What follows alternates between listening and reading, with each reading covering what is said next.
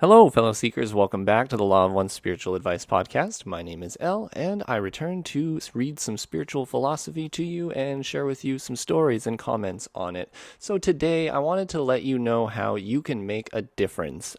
These small things that you can do for somebody in life are probably way more valuable than you think, and you're underestimating them.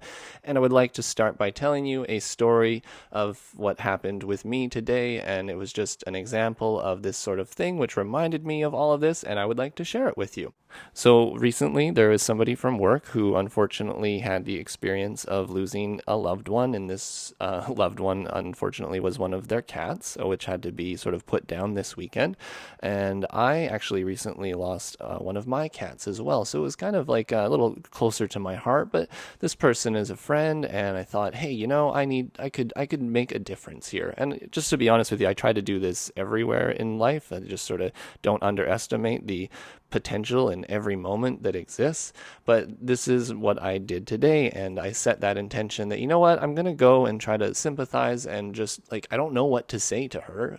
She's obviously like has these two cats that she loves very dearly, and basically it's like they're her child, right? So it's just nothing to go into lightly. However, when I got to work this morning, we usually chat on a weekly basis, so I tried to make the intention and the attempt to reach out to her and just show her that I cared. So normally what we do is like customer service, and we're going to talk about coaching and how to listen and talk to customers in appropriate ways. But today I'm like, hey, don't worry about all that. Hey, are you feeling bad today? Are you not having a really good day? I know I just lost my cat, a few weeks ago, and going back to work immediately is not easy. Like, do you maybe just want to sign out and we can just have a chat? And we did, and we talked about a number of things, and obviously we're able to share experiences, and just I could just be there as somebody to listen to her. And I think that by the end of it, and I also gave her some just free time after that to just sort of unwind and have a moment to herself, so that she's not feeling like so overwhelmed with having to come back to work after this terrible experience. So, it's what I'm trying to get at here is that I could have just ignored the situation, I guess, and, sent her a message that said, hey, I'm so sorry to hear about that. But it doesn't take a lot of effort to just go a little extra and go into it and see what happens. Like, just put out reach out the hand from the heart to heart, and attempt to connect with another person. Like, what do you have to lose? If they don't want anything to do with it, then they will deny it, and that's fine. And you can then just move on, at least knowing that you tried to make that attempt. And so if I haven't gone too long with this story, I'll try to sort of wrap it up and then read you guys some Law of One quotes, which are relevant to service and in this type of way. Is after that I ended it, and I know what it's like when you're sort of feeling down and depressed about losing a loved one. You're sort of questioning the whole reality. Your whole reality has changed. The things that you're used to seeing and doing on a normal basis, the normal cycle that you have, is now all of a sudden switched, and so reality has to be reassessed, and it takes some time to come to that. But anyways, my point is I know what it feels like to sort of feel like crap in that way. So I just like, it's just a gesture. It's not like much. But I just sent her like a small amount of money so that she could order some food on one of those delivery food apps, because it's like, when you're alone and you're grieving, do you want to have to cook dinner and then think about this and that? It's sometimes nice to just treat yourself and just have something, have some warm soup be delivered to you. And as much as that is irrelevant, it's not about that. It's about just this small gesture, and I really do feel like I made a difference in her day. And I didn't do that so that I could share this with you. Often I try to do things and not share them because I'm not trying to serve in order to gain points with you guys. I really only just am trying to share this so that you understand in a story wise about how, I suppose, easy it is to do something nice for somebody, and probably how impactful it really can be for their healing process, even if you accomplish nothing.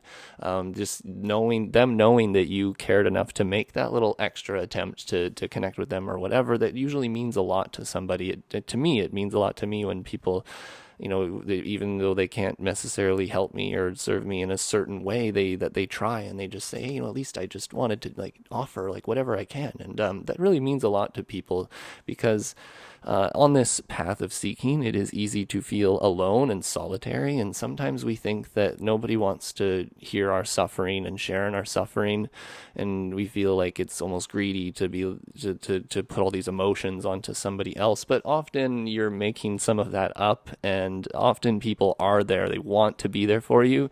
They want to help you, but you need to be able to reach out and ask for that help as well. So, this kind of goes both ways. It's like you can help people and be helped. I'm trying to give a perspective of both sides of this.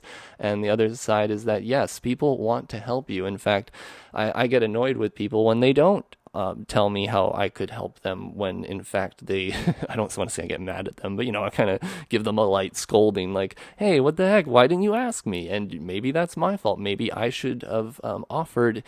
You can't just offer to everybody, but I could have been maybe more welcoming in my interactions with that person, right? This can go on in infinite number of ways, when you can always go back in hindsight and think of how you could serve better. But anyways, let me read you a quote from the Law of One material, which is going to add some more substance to what I would like to share with you here today, and that is sort of about reaching out the hand, and also how to serve one is to serve all. I think sometimes we underestimate the quantity of service versus quality of service, and we always think that to do good service, we must do it in a large manner and to serve many people, but really it doesn't matter. You just to serve one person, you have one person that reaches out to you, messages you in gratitude that whatever you've done for them has helped them, or whether they even do that or not, but you can at least see it. It's very gratifying to know that, if you're trying to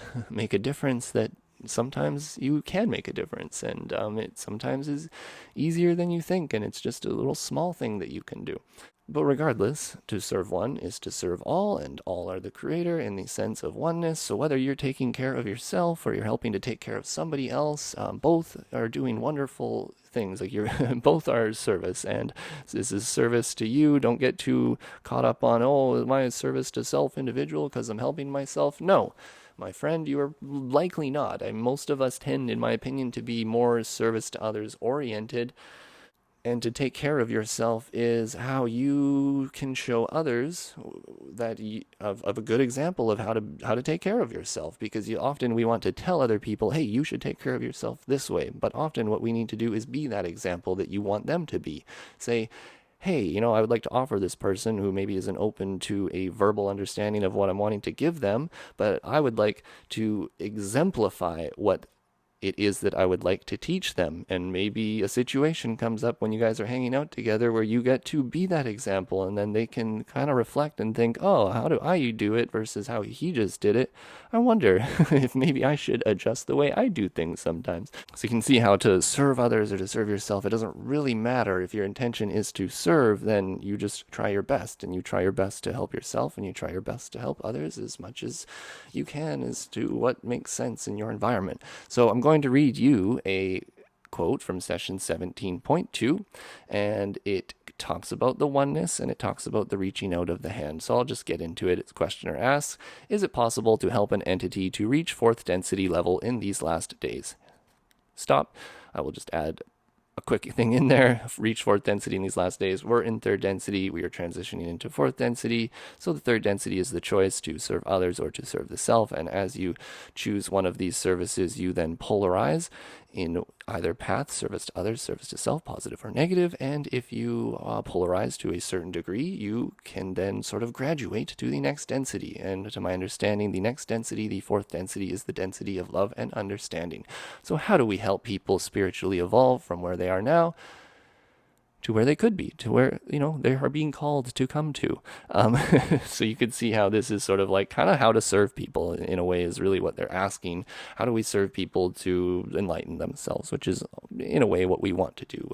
Don't want to dictate what kind of service that we give, but we would just like to offer service and, if possible, focus it in a certain way. So Ra answers, it is impossible to help another being directly. It is only possible to make catalyst available in whatever form. The most important important being the radiation of realization of oneness with the Creator from the self, less important being information such as we share with you.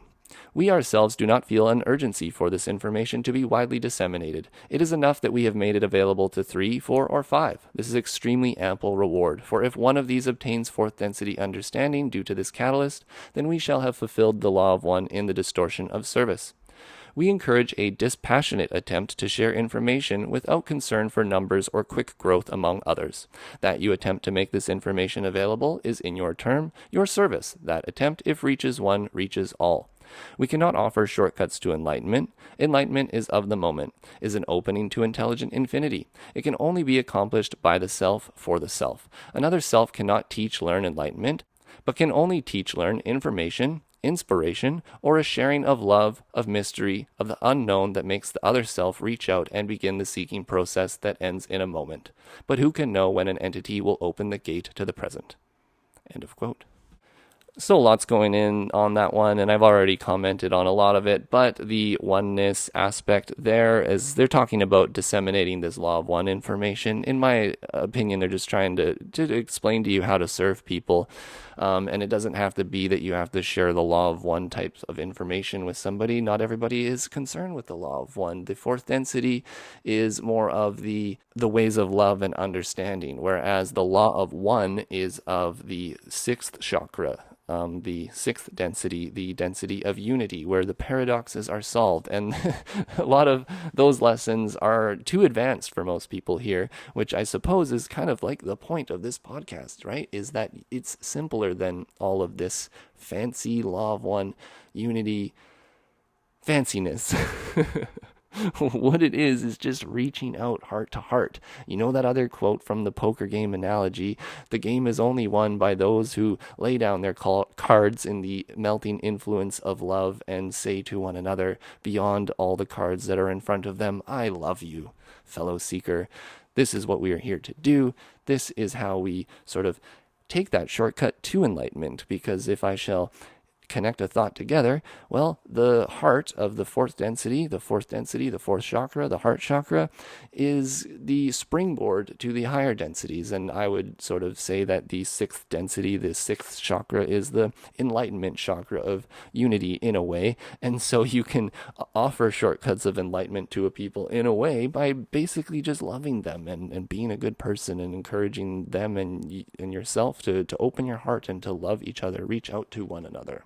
As they state, to teach, learn, information, inspiration, or a sharing of love, of mystery, of the unknown that makes the other self reach out and begin the seeking process that ends in a moment. But who can know when an entity will open the gate to the present?